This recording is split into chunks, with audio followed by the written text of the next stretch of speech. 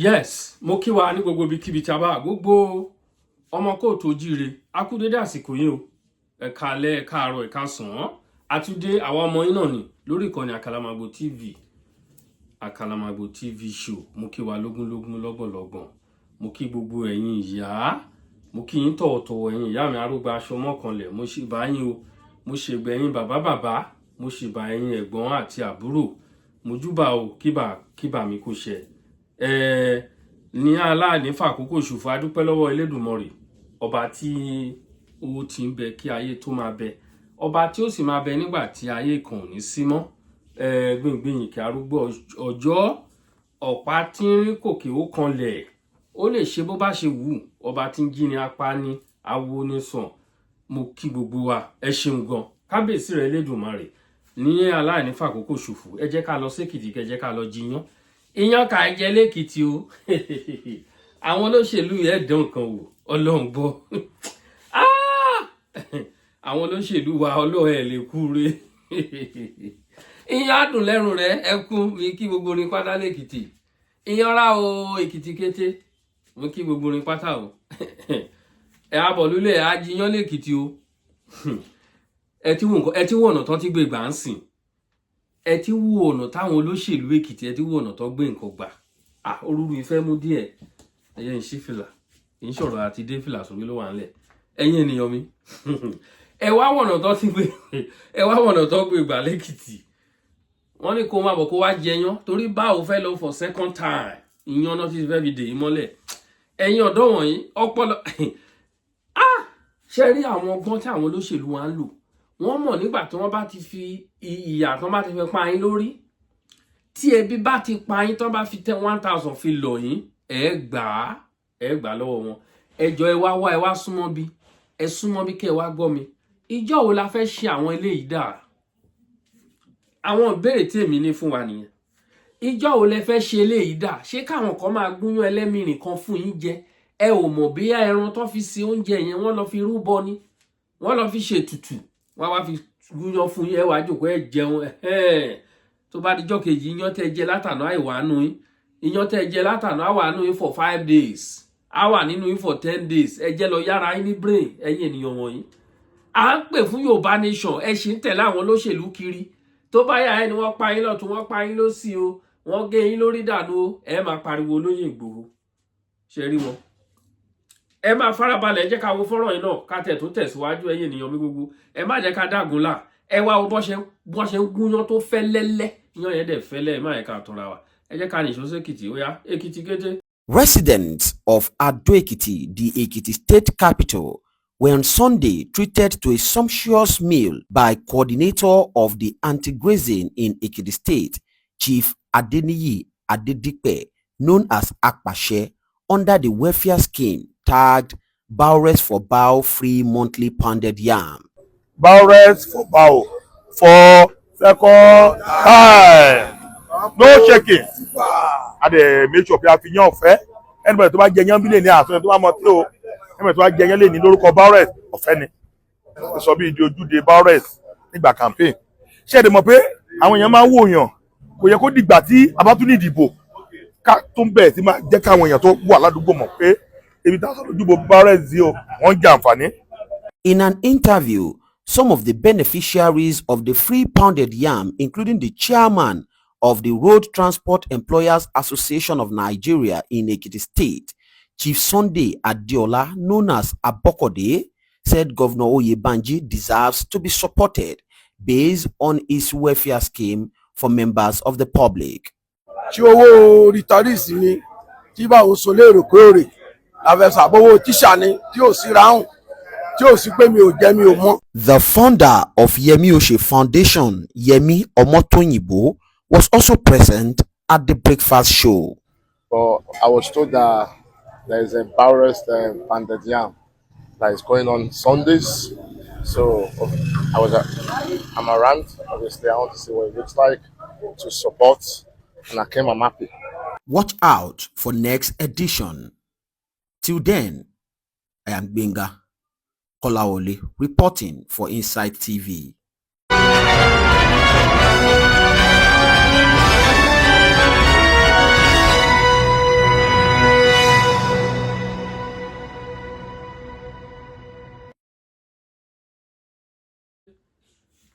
ẹ ṣeun ẹ̀yin ènìyàn mi ẹ ṣáà ti rí wọn ṣe rí bọ́n ṣe ń gúnyán tó ń gúnyán lóde ipò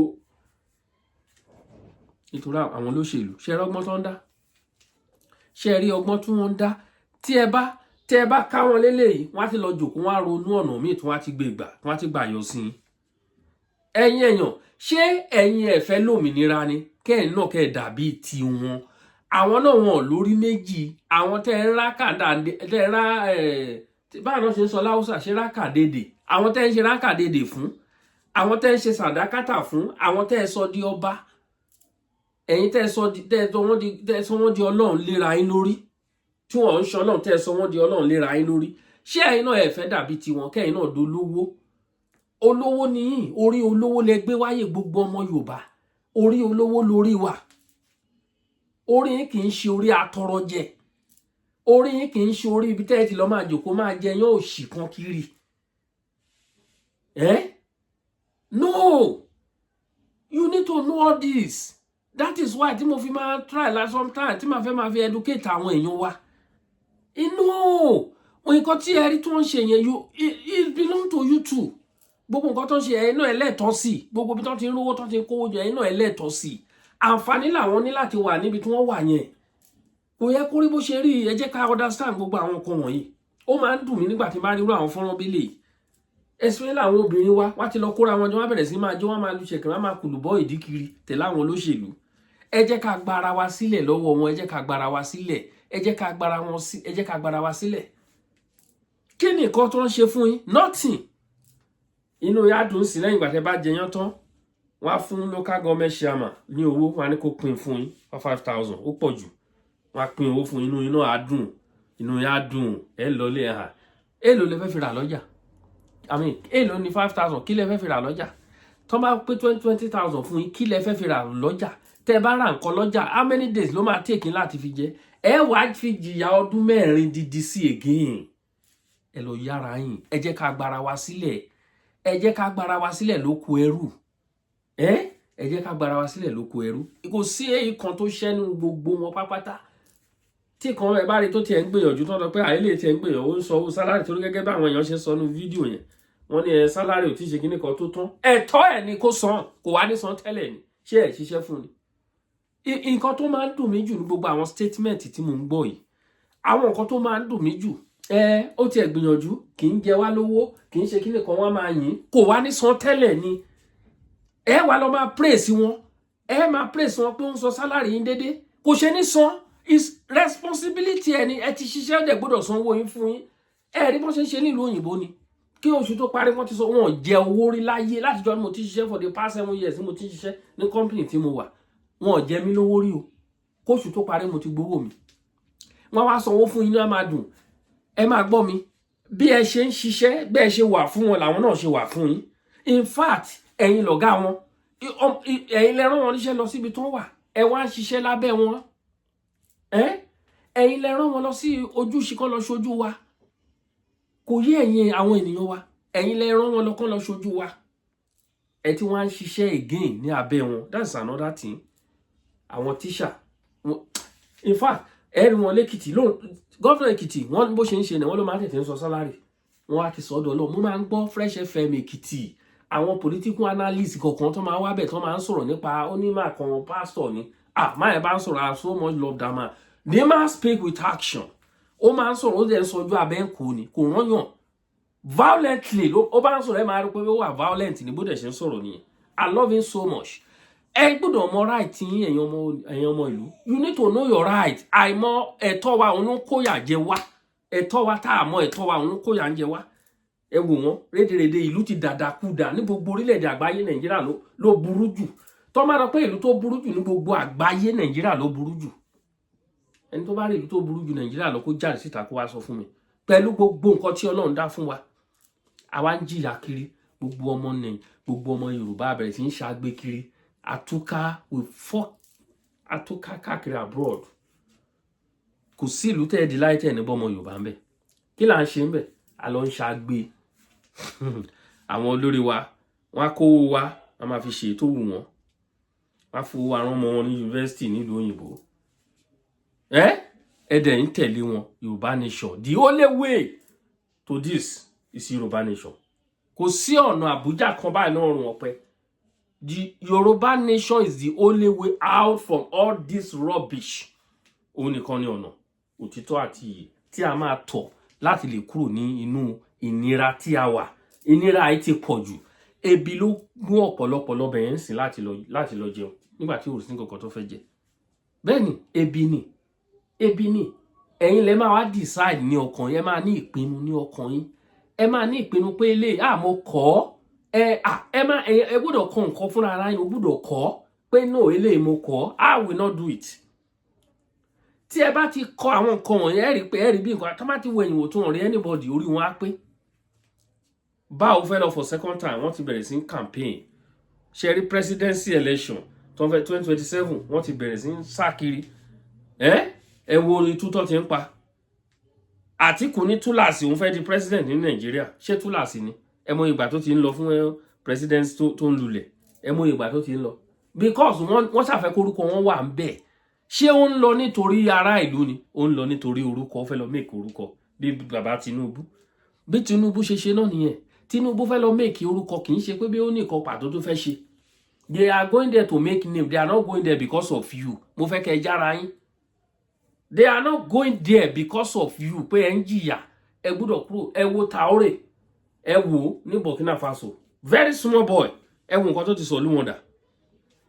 How many Nigeria, why táwọn Nigeria military kò sí kankan ní wọn tó pẹ̀lú ẹ pé tó yẹ kó lọ gbé ìbọn fọ́ orí wọn, kó gbé ìbọn sí wọn lórí nínú asro kan get out nínú bẹ̀, kan take over.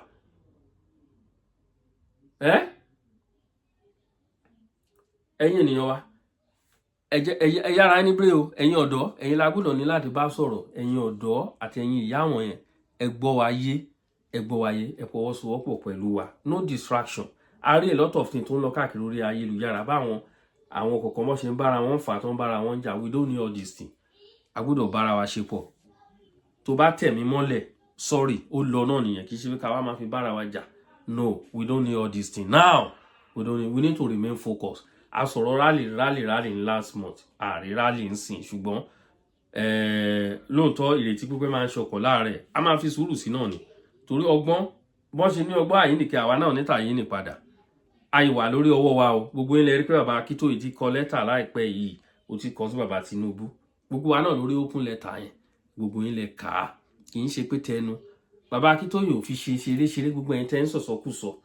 Bàbá ń kọ lẹ́tà sí Tinubu often and often. Yorùbá, we are going. We are going. Your people are going. Your people are going.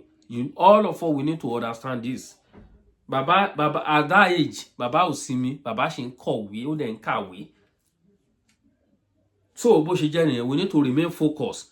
Mo fẹ́ àkókò yìí mo dẹ̀ fi kí gbogbo àwọn sọ̀rọ̀sọ̀rọ̀. Ẹ kú iṣẹ́ takuntakun torí kò easy at all. Ẹ rí pé lẹ́nu ọjọ́ mẹ́ta mi ṣe bẹ́ẹ̀ ṣe live. Mo lọ sí brother kan lánàá.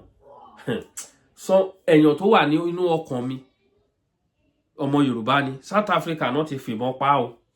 Kì í ṣe pé ó kú ikú kò sí kò rẹ̀ kò ṣe kankan. Ẹni tí èmi pẹ̀lú ẹ̀ ṣe jọ ń discuss pé ní ká jọ lọ ní August. Wọ́n yìnbọn pa ní South Africa. Ó weak me down. Seriously. I'm just trying to be myself. Ìyẹ́ta ló kú. Ọmọ Yorùbá náà ni. Kí ló fà? Ìlú òrògbọ. Everybody lọ káàkiri. Ẹ̀yin èèyàn mi tẹ́ ń gbọ́ mi tẹ́ ń wò mí, mo fi àkókò yìí mo gbà ládùúrà wọn ò ní fòkú yín ránṣẹ́ sílé. Wọn ò ní fòkú yín ránṣẹ́ sílé o. Aburú ò ní ṣẹlẹ̀ sí yín. Táburú bá ń bọ̀ lẹ́yìn, kò ní bá yín o. Tó bá ń wà wájú ẹ̀ ní bá ní agbára Ọlọ́run. Ní rí jù báyìí lọ. Èmi ọmọ yóò rẹ yín náà ni olólùfẹ́ yín tẹ́ mọ̀ wá. Akalamago TV show. Tí ẹ bá ń wò wá fúngbà àkọ́kọ́, don't forget to subscribe to this channel please and on your notification bell. Anytime tá bá ti upload ó máa notify yín. Ẹ bá wa turn pumps, mo máa ń sọ gbogbo gbà. Gbogbo àwọn kan wọ́n ṣe pàtàkì. Ẹ bá wa turn pumps sí orí program wa, ẹ dẹ̀ drop comment yín as much as possible. Tí ọ̀rọ̀ tá à ń sọ tó bá make sense, ẹ try láti encourage wa. I will continue to say this. And before I go, I just remember now. Gbogbo ẹ̀yin tí ẹ náwó sí wa lórí brother wa tá fẹ́ ra wíṣẹ́ fún àti débẹ̀ o. Ẹ jọ mí lójú o. Ẹ̀yin olólùfẹ́ Àṣàkẹ́ TV, ẹ jọ wá lójú o.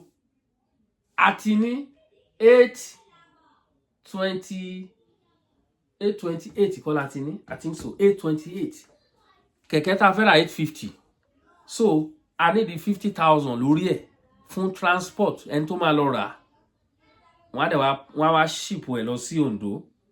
Wọ́n á fi bọ́ọ̀sì, wọ́n á gbé fún bọ́ọ̀sì tó máa gbé lọ sí Èkó, la fi nídìí 900 everything. A dúpẹ́ lọ́wọ́ yín o, a ò mọ̀ yín ṣùgbọ́n Ọlọ́run mọ̀ yín. Níbikíbi tẹ́ bá wà ẹ̀ ní ìnira ní agbára Ọlọ́run. Ẹ ní fojú sunkún ọmọ, ẹ ní náwó sí àìsàn, ojú yín ò ní relédè yín, wọn ò ní fòkun yín ránṣẹ́ sílé ní agbára Ọlọ́run. Bẹ́ẹ̀ ṣe lọ bí tẹ́ lọ náà lẹ́ ṣe padà sílé ní ayọ̀ àti àlàáfíà. Mo fi tinútinú mi ṣe yín ládùúrà fún yín. Ẹ ṣeun gan, mo dúpẹ́ o. Thank you all. God bless you.